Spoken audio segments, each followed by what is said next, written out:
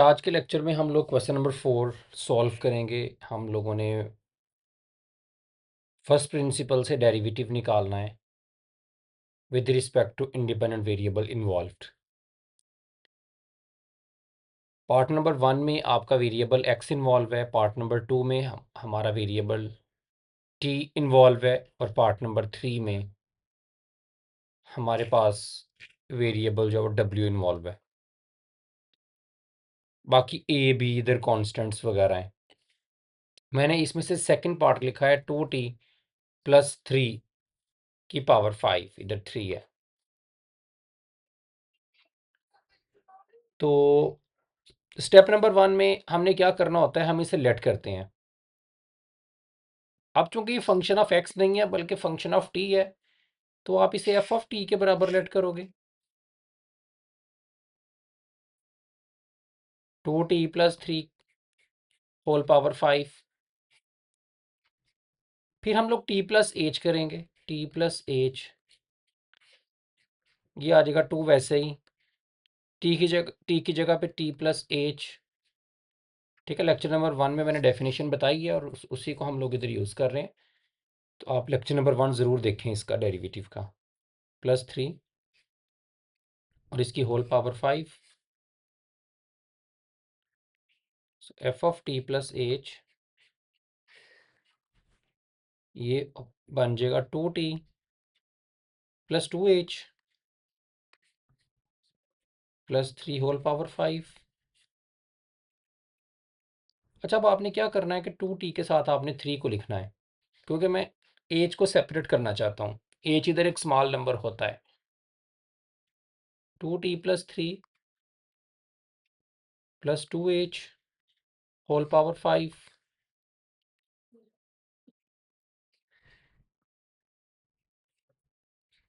अब हम डेफिनेशन को यूज़ करते हैं। यूजिंग डेफिनेशन, क्या डेफिनेशन है? F of T plus H minus F of T over H and H is approaching to 0। F of T plus H की जगह पे हम ये लगा देंगे, उसकी वैल्यू 2t+3 +2h इसकी whole power 5। F of T की जगह पे हम ये लगा देंगे 2t+3 की होल पावर 5, नीचे h इज अप्रोचिंग टू 0। अब हम लोगों ने लिमिट वैल्यूएट करनी है ये वाली। देखें, इधर 2t+3 है, तो 2t+3 इधर से कॉमन ले लेते हैं। और वैसे भी एच आपका स्मॉल नंबर है, तो हमने उसके साथ एच के साथ जो भी हमारे पास होता है, जो भी टर्म होती है, उसे हम लोग कॉमन निकाल लेते हैं। 2t+3 कॉमन लेंगे अगर, तो ऊपर चूंकि इसमें से कॉमन ले रहे हैं तो पावर 5 है, तो कॉमन की पावर भी 5 आएगी। अब आपने इसको भी 2t+3 पे डिवाइड करना है और इससे भी करना है। ठीक है, इनफैक्ट बाहर मैंने इसे मल्टीप्लाई किया है, तो अंदर मैंने इससे भी डिवाइड करना होता है और इससे भी करना होता है। ओके, तो ये इसको डिवाइड करूंगा 2t+3 से, इस पूरी टर्म को, तो 1 आ जाएगा। और इसको डिवाइड करूंगा 2t+3 से, तो 2h ओवर 2t+3 आ जाएगा। और होल पावर कितनी है? 5 -2t+3 की whole power 5 over h is approaching to 0। ठीक है, तो ये देखिए, मैंने बेसिकली ना इसकी दो टर्म्स बना दी हैं, एक ये वाली टर्म, एक ये वाली टर्म। तो हमने इसको भी 2t+3 जो है ना, मैंने बाहर निकाला है। आप इस 5 को भूल जाओ अभी। मैंने जब इससे बाहर निकाला है इधर इस तरह से, तो अंदर आपने दोनों टर्म्स को उस पर डिवाइड करना है। इसको भी 2t+3 पे डिवाइड करना है और इससे भी करना है। इसको करोगे जब तो 1 आ जाना है, इससे करोगे तो वो साथ रहेगा। लेकिन चूंकि आपने जो बाहर कॉमन निकाला है वो इसमें से निकाला है, तो ऊपर 5 पावर भी है, इसलिए बाद में 5 पावर भी ऊपर लिखी जाती है। ठीक है, ये पावर आपने मिस नहीं करनी। अब दोनों में से 2t +3 की होल पावर 5 कॉमन ले लेते हैं। ये कॉमन चला गया 1 + 2h/2t + 3 होल पावर 5 और माइनस ये कॉमन चला गया तो बाकी रह गया 1। ठीक है, over h and h is approaching to 0। अब आप इस पे बाइनोमियल सीरीज लगा दो 5 पावर को ओपन करने के लिए। 2t + 3 की पावर 5, क्या हमने पढ़ा पहले 1 आता है, फिर इनको मल्टीप्लाई करते हैं आपस में दोनों को। 5 को मल्टीप्लाई करते हैं 2h 2t + 3 के साथ, फिर 5 आता है और 5 में से एक माइनस करके आता है, नीचे 2 का फैक्टोरियल आता है और इस वाली टर्म का स्केयर आता है 2h/2t + 3 का स्केयर आता है एंड सो ऑन। ये चलता जा, ये टर्म्स इस तरह आगे आगे इसका क्यूब आना है और ये, लेकिन हमें 3 टर्म्स इनफ होती हैं और लास्ट में -1 भी आता है। ये -1 इस +1 से cancel over h and h is approaching to 0। अब ऊपर से एच, इसमें भी एच है, इसमें भी एच है, आगे वाली में क्यूब होगा, उसमें भी एच की पावर 3 आनी है। तो ऐसा करते हैं एच कॉमन ले लेते हैं, बस अब हमारा आंसर भी निकल आएगा। सो 2t + 3 की पावर 5, एच कॉमन ले लिया 5 इंटू 2, एच कॉमन चला गया ना, 2t + 3 +5 इंटू 5 -1, 2 का फैक्टोरियल और 2 का स्केयर तो वैसे ही रहना है। ठीक है, और एच का स्केयर, लेकिन एक एच तो मैंने कॉमन ले लिया है तो एक एच बचेगा, और नीचे 2t + 3 का भी स्केयर, उसे भी कोई कुछ नहीं होगा, सिर्फ एच एक कम होना है, बाकी 2 का भी स्केयर है नीचे वाली and so on over h is approaching to 0। ये कट जाएगी, जब लिमिट अप्लाई करेंगे तो इधर 0 लगेगा ना जब, तो ये सारे को 0 कर देगा, और इसके बाद जितनी टर्म्स आनी है उन सभी में एच इन्वॉल्व होना है तो वो सारी 0 हो जानी है। ठीक है, तो सिर्फ हमारे पास बचनी है 2t + 3 की होल पावर 5 और साथ में 5 इंटू 2 10 ओवर 2t + 3। ये नीचे पावर 1 है, ऊपर पावर 5 है, बेस एक जैसी है, ऊपर जाएगी तो आ जाएगा 10 इंटू 2t + 3 की पावर 4। ये मेरे पास आंसर है। बाकी दोनों पार्ट्स आप लोगों ने ये वाला और ये वाला खुद करने हैं, ये बिल्कुल सेम ऐसे ही है। हम लोग करते हैं question number 5। Find the gradient and equation of tangent line. इसमें ये नई चीज़ है, टेंजेंट लाइन की इक्वेशन जो है, और y आपको दिया हुआ है 3x² - 4x + 1 एट x = 2, और x की वैल्यू भी आपको दी है कि आपने 2 पे वैल्यू फाइंड करनी है। ठीक है,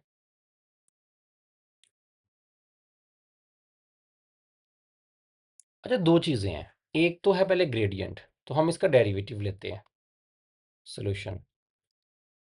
तो अब देखिए उसने बोला नहीं है कि यूजिंग फर्स्ट प्रिंसिपल, तो इधर फर्स्ट प्रिंसिपल लगाना ज़रूरी नहीं है, हम वैसे ही डेरिवेटिव ले लेते हैं dy/dx। तो लेकिन एक इधर बात है कि आपने डेरिवेटिव वैसे पढ़ा नहीं है, तो शायद आपको ये प्रॉब्लम करे कि हम डेरिवेटिव, आपको रूल का ही नहीं पता कि किस तरह से लेना है। तो अगर आपको रूल नहीं पता तो फिर तो आपको फ़िलहाल फर्स्ट प्रिंसिपल से डेरिवेटिव लेना पड़ेगा, लेकिन आगे चल के आप 2.13.2 में या 3 में आप रूल्स के बारे में पढ़ लोगे तो फिर आप इसका डेरिवेटिव वैसे भी ले सकते हो, डायरेक्ट भी। तो इसका डेरिवेटिव आ जाना है 6x - 4। ठीक है, लेकिन हम चूंकि आपको भी इसके बारे में आइडिया नहीं है, अगर आप डेरिवेटिव के बारे में पहले नहीं जानते, तो हम इसका डेरिवेटिव फर्स्ट प्रिंसिपल से ही लेते हैं।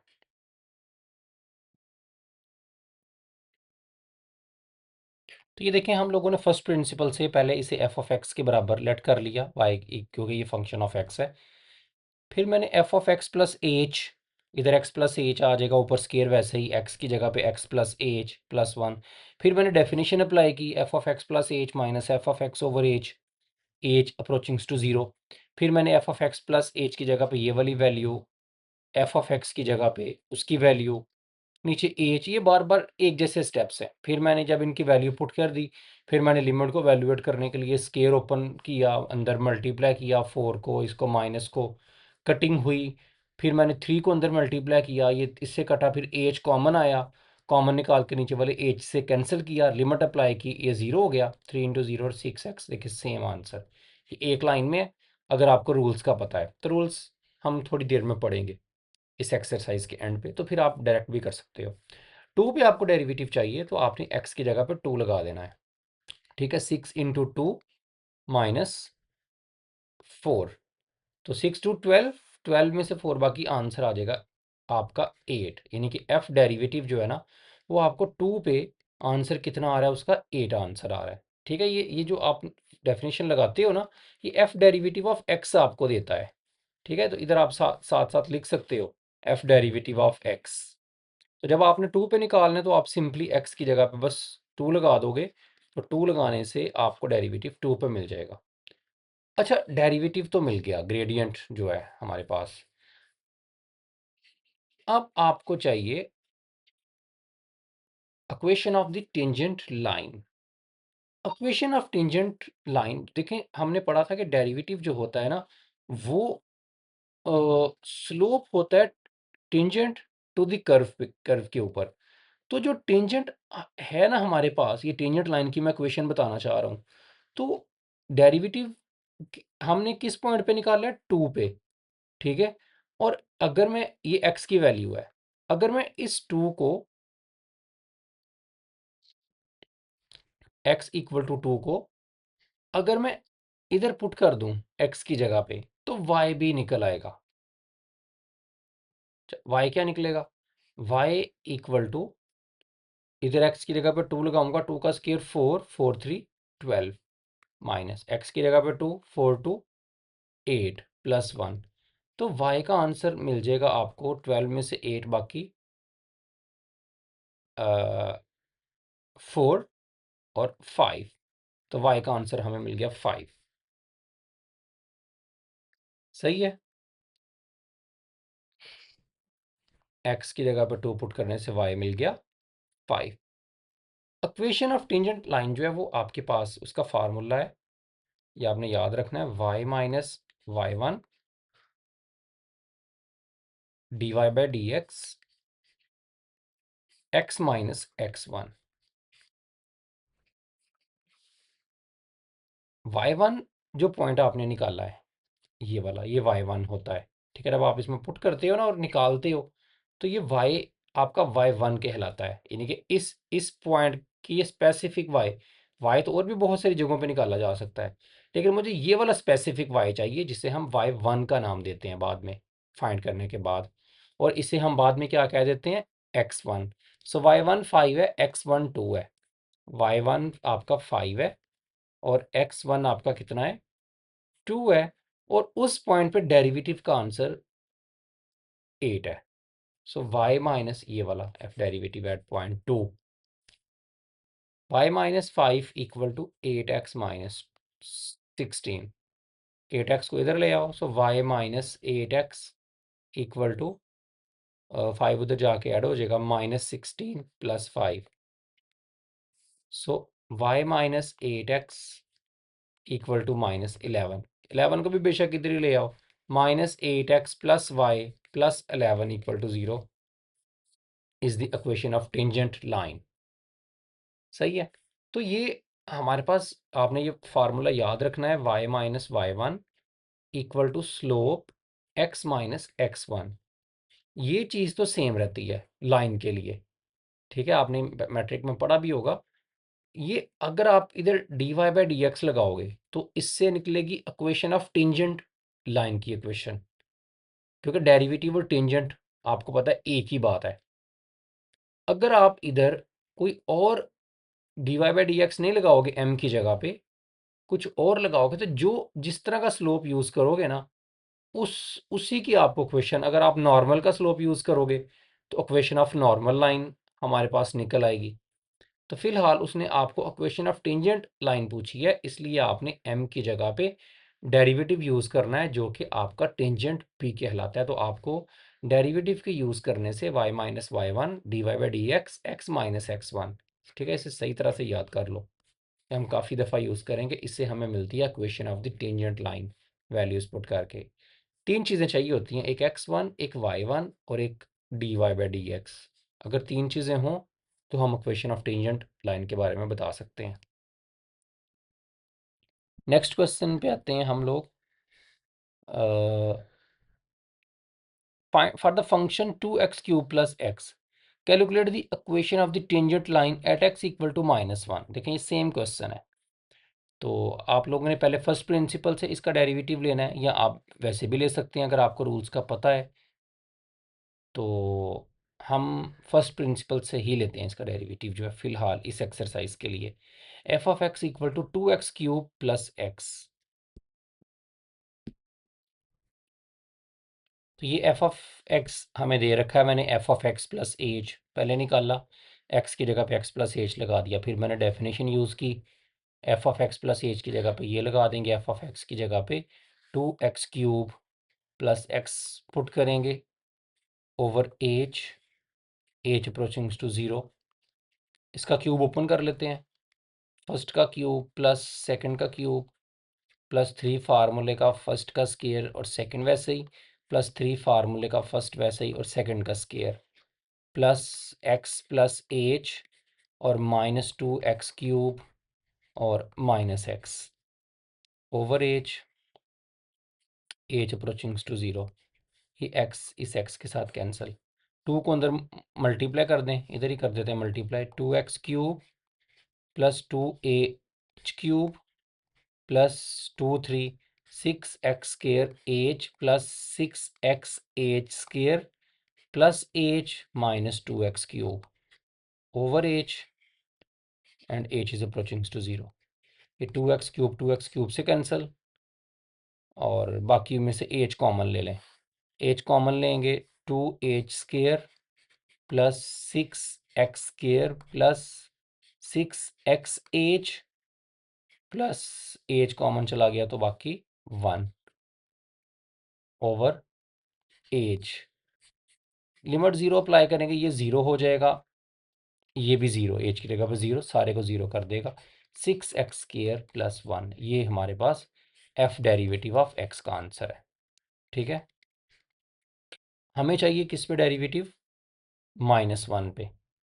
तो डेरिवेटिव को हम लोग -1 पे निकालेंगे तो आंसर आएगा, -1 का स्केयर 1 ही आ जाएगा, 6 + 1 7। अब आपने -1 इधर भी पुट करना है, f(x) y के बराबर होता है ना, तो x की वैल्यू जब -1 इधर लगाएंगे तो f(-1) कितना आएगा, 2 × -1 का क्यूब प्लस इंटू -1, -1 का क्यूब -1 ही होगा, -2 -1 तो -3, ये y। ठीक है, ये y कहलाएगा, y1 इसे हम कहते हैं। और ये आपका x1 कितना है, -1, जो आपको क्वेश्चन में गिवन है। सो x1 भी आ गया, y1 भी आ गया, डेरिवेटिव -1 पे भी आ गया। अब हम इक्वेशन ऑफ टेंजेंट भी बता सकते हैं।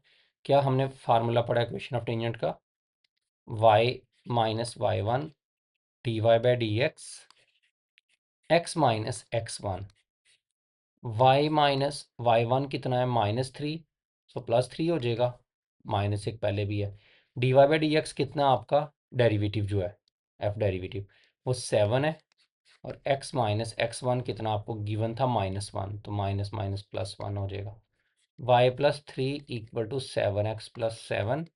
सो इसको इधर ले आओ, y - 7x, 7 को भी इधर ले आओ, 3 - 7 -4 = 0। This is equation of tangent line, ये मेरे पास आंसर है।